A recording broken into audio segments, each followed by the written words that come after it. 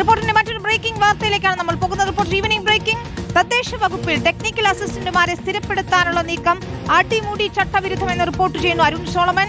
കരാർ വ്യവസ്ഥകളിൽ സ്ഥിര നിയമനത്തിനുള്ള ആവശ്യം ഉന്നയിക്കില്ല എന്ന വ്യവസ്ഥ കൂടി ഉൾപ്പെടുത്തണമെന്നും കരാർ പുതുക്കുന്നതിന് മുൻപ് ആവശ്യമായ സർവീസ് ബ്രേക്ക് നൽകണമെന്നുമുള്ള സർക്കാർ ഉത്തരവ് ലംഘിച്ചുകൊണ്ടാണ് നിയമനങ്ങൾക്ക് തദ്ദേശ വകുപ്പ് നീക്കം നടത്തിയത്. 10 വർഷം പൂർത്തിയായ 452 ജീവനക്കാരുടെ ലിസ്റ്റാണ് തദ്ദേശ വകുപ്പ് മന്ത്രിക്ക് CITU നൽകിയത്. രേഖകൾ റിപ്പോർട്ടറിന് ലഭിച്ചു. അരുൺ സോളമനാണ് ചേരുന്നത്. അരുൺ, ഇതിൽ ചട്ടവിരുദ്ധമായി എന്തൊക്കെ ചെയ്തിട്ടുണ്ട് എന്നാണ് മനസ്സിലാക്കാൻ കഴിയുന്നത്? വിശദാംശങ്ങൾ എന്താണ്?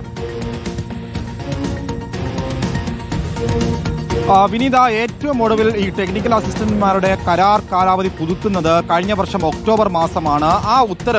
ആ സർക്കാർ ഉത്തരവിൽ പ്രധാനമായും ചൂണ്ടിക്കാണിച്ചിരിക്കുന്നത് ഈ കരാർ കാലാവധി പുതുക്കുന്നതിനോടനുബന്ധിച്ച് തന്നെ ഈ ഉന്നയിക്കുന്ന ജീവനക്കാർ അവർ പ്രധാനമായിട്ടും ഇത് സ്ഥിര ജീവനക്കാരായിട്ടുള്ള ഒരു ആവശ്യം ഒരു ഘട്ടത്തിൽ പോലും ഉന്നയിക്കാൻ പാടില്ല എന്നുള്ളൊരു നിർദ്ദേശമുണ്ടായിരുന്നു. ആ ഉത്തരവിനെ ലംഘിച്ചുകൊണ്ടാണ് CITU സംസ്ഥാന നേതൃത്വം ഈ കഴിഞ്ഞ തദ്ദേശ തെരഞ്ഞെടുപ്പ് കാലയളവ് സമയത്താണ് തദ്ദേശ വകുപ്പിന് ഇങ്ങനെ ഒരു കത്ത് കൈമാറുന്നത്. ആ കത്തിനനുബന്ധിച്ചാണ് മന്ത്രി തദ്ദേശഭരണ പ്രിൻസിപ്പലിന് ഈ കത്ത് കൈമാറുകയും തുടർന്ന് ജോയിന്റ് കൗൺസിലർമാർക്ക് ഇതുമായി ബന്ധപ്പെട്ട് നടപടികൾ ആരംഭിക്കാനായിട്ട് നീക്കം നടത്തിയത്. അതിൽ 452 ജീവനക്കാർ 10 വർഷം പൂർത്തിയാക്കിയ ടെക്നിക്കൽ ജീവനക്കാരാണ്. ഇവർ ഭൂരിപക്ഷം പേരും BTech ബിരുദം പൂർത്തിയാക്കിയവരാണ്. അവരാണ് കഴിഞ്ഞ 10 വർഷമായിട്ട് പഞ്ചായത്തുകളിലടക്കം ജോലി ചെയ്തു വരുന്നത്. ഇവരെ സ്ഥിരപ്പെടുത്താനുള്ള ഒരു ആവശ്യമാണ് സംസ്ഥാന നേതൃത്വം CITUവിന്റെ സംസ്ഥാന നേതൃത്വം പ്രധാനമായും ഒരു സമ്മർദ്ദം ചോദിച്ചത്. അതിന്റെ ഭാഗമായിട്ടാണ് തദ്ദേശ വകുപ്പ് വളരെ പെട്ടെന്ന് തന്നെ ഇവരെ നിയമിക്കാനുള്ള നീക്കം നടത്തിയത്. പക്ഷേ എന്ത് അടിസ്ഥാനത്തിലാണ് ഇത്തരത്തിലൊരു നീക്കം നടത്തുമ്പോൾ തദ്ദേശ ഭരണ പ്രിൻസിപ്പൽ ഡയറക്ടറിന് ഇത് കാര്യം അറിയാം. കാരണം 2